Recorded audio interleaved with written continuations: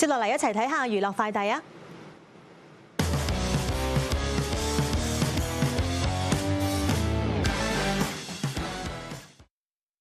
樂壇天后王菲相隔23年再為電視劇集開金口，為內地劇集獨唱同名主題曲。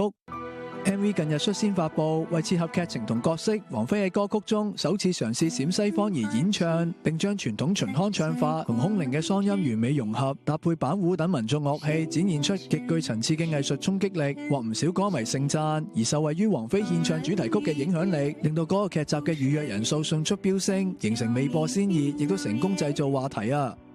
我站在舞台中央，影子被釘在牆上，迎着光彩刻下勳章。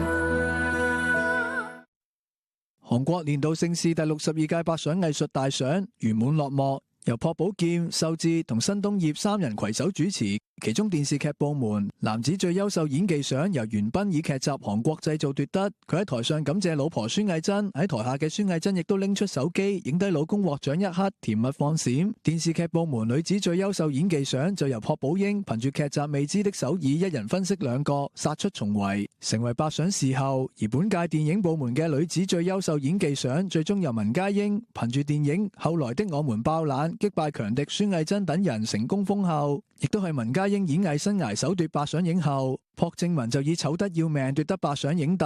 另外男女子人氣獎方面就分別由朴智訓同林潤娥奪得。返嚟香港，歌手林奕匡、張曼莎同陳宗澤為音樂節目錄影，三位接受我哋訪問嗰陣透露都想喺音樂上合作，一齊創作歌曲。唔知母親節佢哋已經諗好咗點樣慶祝未呢？其實咧我有諗嘅，但係咧因為我 schedule 日日都呢排因為開咗一個嗰個 Music Lab 嘅 exhibition 啊，日日都有工作啦，所以係啦，我哋再約嘅時間啦。不過我覺得最緊要係有心就得。係。曼莎咧有冇準備啲？我已經準備好晒啦，但係係啦，因為我媽咪應該未必會睇到呢個咁，我已經準備好晒，我已經訂晒花，因為我仲有姊妹，咁所以我哋3個女咧，我哋就會預先傾好送咩啦，同埋已經 book 好咗餐廳嘅。係我哋屋企係好 care，即係所有呢啲節日嘅，係啦係啦。係。嚟緊諗住去揀禮物，同埋都已經 firm 咗係會食 buffet 嘅。三位咧嚟緊會唔會都想有機會都合作下咧？音樂上面，音樂上嘅多啲合作一定好啊！我哋之前都講過，喂一齊寫歌啦。但暫時未做到，但係希望未來可以做到。係喺個 checklist 度。